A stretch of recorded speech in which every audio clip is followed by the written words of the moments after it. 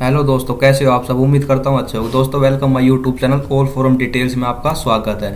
दोस्तों आज की वीडियो में हम बात करेंगे जो दिल्ली पुलिस हेड कांस्टेबल की वैकेंसी आ चुकी है, उसको आप घर बैठे कैसे फॉर्म अप्लाई कर सकते हो। आपको कहीं कंप्यूटर सेंटर या सीएससी सेंटर में जाने की जरूरत नहीं है, आप घर बैठे पीसी से या अपने फ़ोन से अप्लाई कर सकते हो। तो दोस्तों पहले इसकी फीस क्राइटेरिया और इसकी एलिजिबिलिटी चेक करते क्या क्या इसमें मांगा गया है। तो यहाँ पे जो इसकी एप्लीकेशन बिगिन थी वो 17 मई से थी और लास्ट डेट है 16 जून। और जिसका ये सारी डेट लिखी हुई है, करेक्शन डेट 21 से 25 जून। और जो इसका पेपर होगा सितंबर 2022 में होगा। और दोस्तों जो इसका फीस क्राइटेरिया डिसाइड किया गया है गवर्नमेंट तरफ से, वो जनरल ओबीसी के लिए 100 रुपये है और एससी एसटी कैंडिडेट के लिए कोई फीस नहीं है। अगर फीमेल कैंडिडेट है वो चाहे कोई सी कैटेगरी से बिलोंग करती हो तो उसके लिए भी कोई फीस नहीं है। और दोस्तों अगर आपसे फॉर्म भरते वक्त कोई मिस्टेक हो जाती है तो आप उसको करेक्शन करना चाहते हैं तो फर्स्ट टाइम में उसकी 200 रुपये है। अगर उस टाइम पे भी आपकी करेक्शन होती है सेकंड टाइम इसकी 500 रुपये फीस है। और जिसका एज क्राइटेरिया डिसाइड किया गया है वो है मिनिमम एज 18 वर्ष है और मैक्सिमम एज 25 वर्ष है। तो दोस्तों यहाँ पे नीचे चलते ही पोस्ट का नाम है हेड कांस्टेबल मिनिस्ट्रियल। और जेंडर मेल के लिए तो 559 वैकेंसी आई और जो फीमेल कैंडिडेट है वो 276 वैकेंसी आई है। इसके लिए आपके पास 10वीं पास होना ज़रूरी है। और जो आपकी टाइपिंग स्पीड है वो हिंदी में 30 वर्ड प्रति मिनट होनी चाहिए और हिंदी में 25 वर्ड प्रति मिनट होनी चाहिए।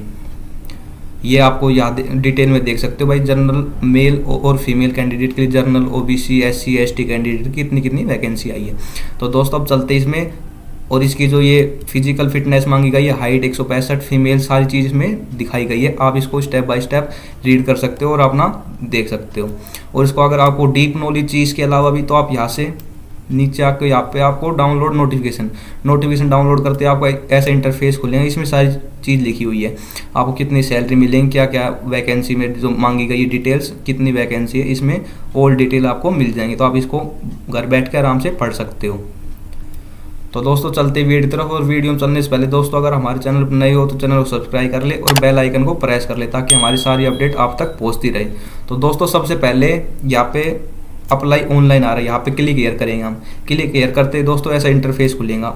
अगर आप पहली बार अप्लाई कर रहे हो तो आपको पहले रजिस्ट्रेशन करना होगा, बाद में आपको लॉगिन करना होगा। तो रजिस्ट्रेशन यहाँ पे नीचे आ रहा है, न्यू यूजर रजिस्ट्रेशन नाउ।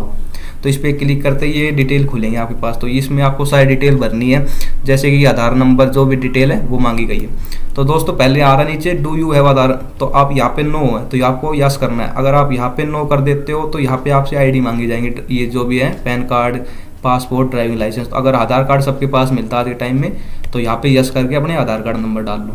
तो पहले मैं अपना आधार कार्ड नंबर डाल लेता हूँ यहाँ पे। फिर आपको दोबारा डालना है वेरीफाई करने के लिए।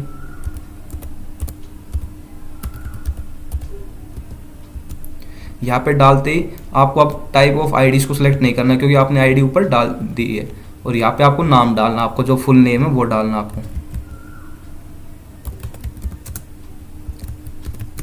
फिर आपको दोबारा वेरीफाई करना है सारी चीज़। फिर यहाँ पे आपको नीचे आना, यहाँ पे डालना फादर नेम, आपके जो पिताजी का नाम है। यहाँ फादर नेम डालने के बाद दोबारा आपको वेरीफाई करना है। फिर आपको यहाँ पे आपकी मदर का नाम डालना है। फिर दोबारा आपको वेरीफाई करना है ऐसे इसको।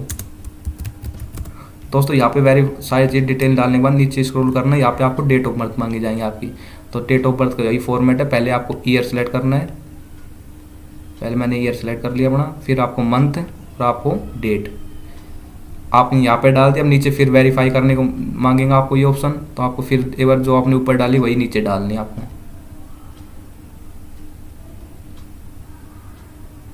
फिर आपको यहाँ पे 10वीं की डिटेल मांगी जाएंगे, आपने कौन से बोर्ड से 10वीं की है।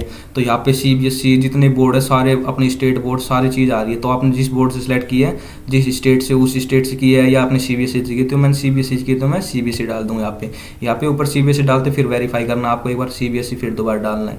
यहाँ पे आपको रोल नंबर मांगे जाएंगे जो आपके 10वीं के रोल नंबर थे। तो मैं अपने रोल नंबर डाल लेता हूँ यहाँ पे। फिर आपको दोबारा वेरीफाई करना है और यहाँ पे आपको ईयर ऑफ पासिंग, आपने कौन सी साल में 10वीं क्लास की है तो वो अपने हिसाब से डाल देना आप। फिर दोबारा आपको वेरीफाई करना है। अब यहाँ पे नीचे आते हैं आपको जेंडर, आप मेल कैंडिडेट हो या फीमेल कैंडिडेट हो। जनरल ओबीसी के दोस्तों मेल कैंडिडेट के लिए 100 रुपये है और बाकी कैंडिडेट के लिए कोई फीस नहीं है। तो मैं यहाँ पे मेल सेलेक्ट कर लेता हूँ। फिर नीचे मांगा जाएगा आपने 10वीं के अलावा और क्या क्या किया हुआ, तो यहाँ पे 10वीं 12वीं आपने ग्रेजुएशन किया है, डिप्लोमा जो भी आपने किया है तो आप वो कर सकते हो। तो मैंने यहाँ पे 12वीं सेलेक्ट कर लिया। यहाँ पे आपको नंबर डालना है, आपको नंबर वही डालना है जो यहाँ इस पोर्टल पे पहले लिंक ना हो। तो मैं नंबर डाल लेता हूँ पहले यहाँ पे अपने,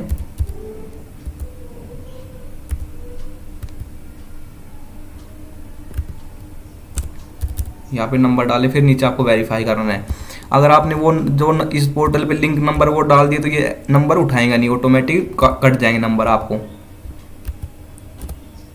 ये मैंने नंबर डाली, यहाँ पे आपको ईमेल आईडी डालनी है। तो ईमेल आईडी आपको जो करंट में आपको जो चालू है वो आईडी डालनी है, क्योंकि इस पे मेल आएंगे आपके एडमिट कार्ड की भी और रजिस्ट्रेशन नंबर की भी। यहाँ पे मेल आईडी डालने के बाद फिर कन्फर्म करना आपको।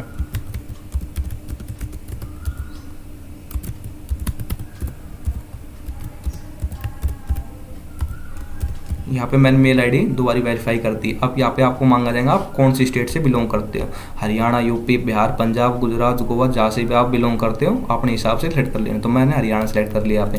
तो दोस्तों एक बार वो फिर चेक कर लो अपनी अपनी डिटेल, क्योंकि ये डिटेल दोबारा बार बार चेंज नहीं होती, एक बार रजिस्ट्रेशन होने के बाद आप चेंज नहीं कर सकते इसको।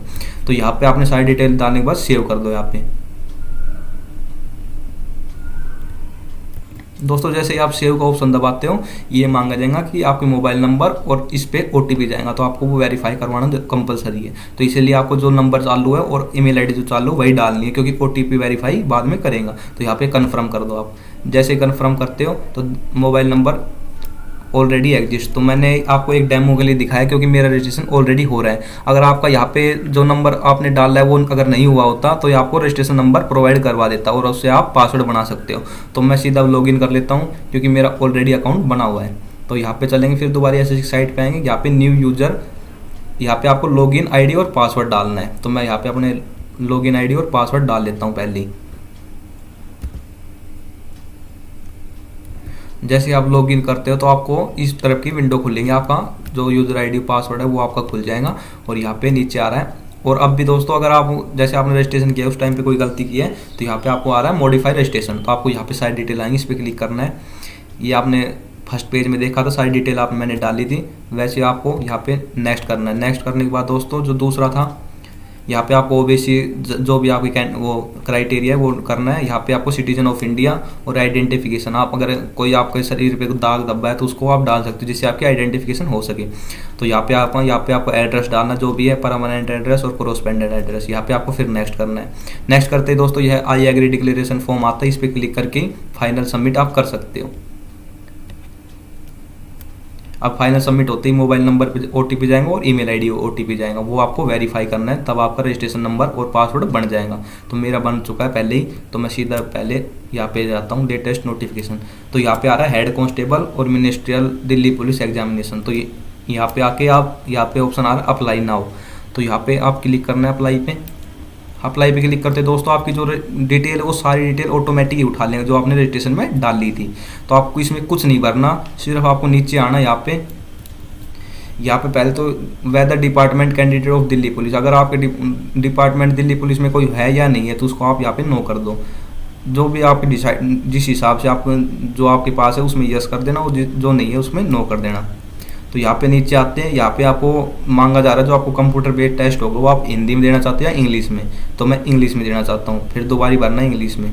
फिर यहाँ पे आपको सेंटर मांगा जाएगा। आप जैसे आप कहीं आसपास आपके पास यहाँ पे देख सकते हो बहुत सारे सेंटर हैं, जो आपके आसपास सेंटर आप वो भर सकते हो या आप अपने चॉइस के हिसाब से भर सकते हो। तो मैं यहाँ पे अपने 3 सेंटर मांगे जाते हैं तो मैं अपने हिसाब से भर लेता हूँ पहले यहाँ पे।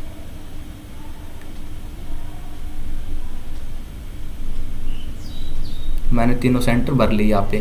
फिर यहाँ पे एक्स मैन सर्विस का कोटा आपके पास नहीं है, अगर है तो यस, नहीं है तो नो। यहाँ पे आपको नीचे आना है। आपको अगर एज इलेक्शन से चाहिए तो यस, अगर नहीं चाहिए तो नो यहाँ पे भी। फिर यहाँ पे सर्टिफिकेट होल्डर, अगर एनसीसी आपके पास है, एनसीसी अगर आपके पास होगी तो कुछ नंबर की छूट मिल जाती है फिजिकल में भी और पेपर में भी। तो आपके पास है तो यस यस करते ही दोस्तों आपको यहाँ पे डिटेल डालनी पड़ेगी आपको एनसीसी की। जैसे यहाँ पे एनसीए है या बीएससी है, जो भी सर्टिफिकेट मेरे पास नहीं है तो मैं यहाँ पे नो कर दूंगा। जो अब दोस्तों यहाँ पे मांगता है मीडियम ऑफ टाइपिंग टेस्ट, जो आपके टेस्ट होगा उसके बाद एक कंप्यूटर बेस्ड टेस्ट होता है जिसमें टाइपिंग होती है, तो उसको आप टाइपिंग हिंदी में करना चाहते हैं इंग्लिश में करना चाहते हैं, तो मैं इंग्लिश कर लेता हूँ यहाँ पे। अगर आप हिंदी में देना चाहते हो हिंदी में कर लेते दोस्तों। यहाँ पे आता है अगर आप इस यूनिवर्सिटी से अगर आपने ग्रेजुएट कर रखी है तो यस कर दो, नहीं कर रखी तो नो कर दो। मैं नो कर देता हूँ। यहाँ पे आइए हाईएस्ट क्वालिफिकेशन। अगर जैसे आपने 10वीं 12th बेस पे फार्म भर रहे हो, अगर आपने ग्रेजुएशन भी कर रखी है तो आप उस हिसाब से डाल भी सकते हो इसमें, तो उससे आपको फ़ायदा ही होगा कुछ ना कुछ। तो दोस्तों मैं यहाँ पे अपनी जो मैंने कर रखी है वो मैं डाल देता हूँ। नीचे आता है क्वालिफिकेशन, यहाँ पे 12th की आपको डिटेल डालनी सारी चीज़। तो कौन सी स्टेट आपने पास की है या आप रीअपीयर है, कौन सी ईयर में की है,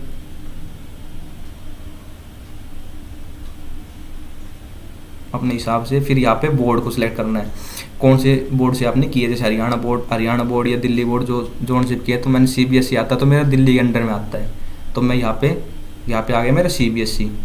यहाँ पे आपको रोल नंबर डालना अपने, और यहाँ पे आपको परसेंटेज डालनी है, ओवरऑल जितनी आपकी परसेंटेज बन रही है।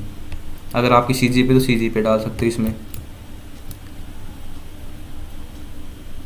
यहाँ पे आ रहा अगर आप पर्सनल इन्फॉर्मेशन आपको शेयर करना चाहते हो तो यस, या अगर नहीं करना चाहते तो नो। तो मैं यहाँ पे नो कर देता हूँ।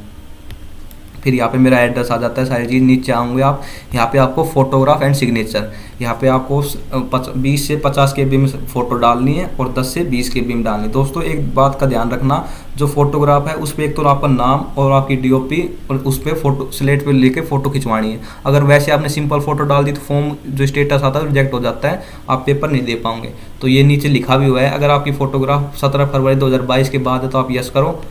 यहाँ पे यस कर दोगे तो यहाँ पे आपकी फ़ोटो मांगी जाएंगे। नो कर दोगे तो दोस्तों यहाँ पे अभी तो कुछ नहीं होगा, बट जो आपका जो फॉर्म आप एडमिट कार्ड आएगा वो नहीं आएगा, उस स्टेटस आपका रिजेक्ट हो जाएगा। तो मैंने यहाँ पे यस कर देता हूँ, क्योंकि मेरी 17 फरवरी 2022 के बाद है। मैं यहाँ पे फ़ोटो और सिग्नेचर अपलोड कर लेता हूँ अपने। ये मैंने फ़ोटो और सिग्नेचर अपने अपलोड कर दिए। तो यहाँ पे नीचे आना आपको डिक्लेरेशन फॉर्म, यहाँ पे आई एग्री करके और आपको कैप्चर डालना है।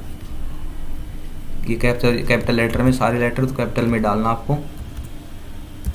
अब यहाँ पे आपको प्रीव्यू का ऑप्शन मिलता है, अगर एक बार और चेक कर लो अपनी डिटेल जो भी है, अगर गलत है ये सही है।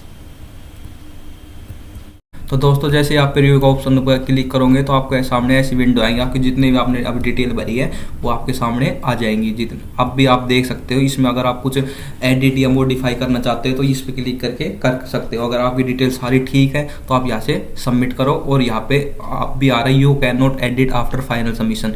तो अगर आपने फाइनल सबमिशन इस पर ओके कर दिया तो आप उसके बाद कोई डिटेल चेंज नहीं कर सकते, वो करेक्शन में जाएगा जिससे आपकी फीस कटेंगी। तो अब भी दोस्तों अगर आपकी डिटेल कोई भी कंप्लीट नहीं है उसको आप कंप्लीट कर सकते हो, अगर कंप्लीट है तो ओके कर दो। जैसे ही ओके करते हो दोस्तों यहाँ पे आ जाएगा एप्लीकेशन फॉर्म हैज रिसीव्ड, मतलब एप्लीकेशन आपकी रिसीव हो चुकी है।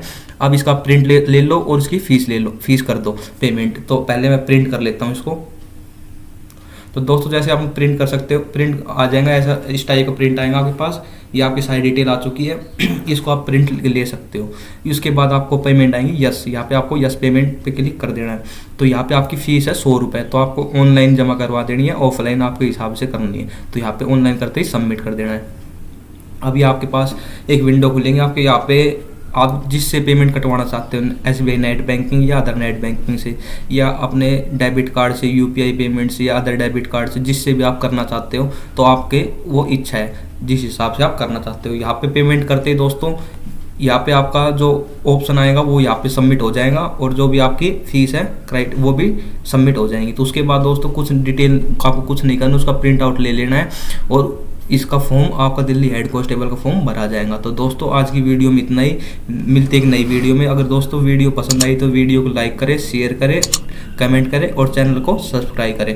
और दोस्तों इस पोर्टल का लिंक मैं डिस्क्रिप्शन में डाल दूंगा, वहाँ से जाकर सीधा अप्लाई कर सकते हो। तो दोस्तों मिलते एक नई वीडियो में।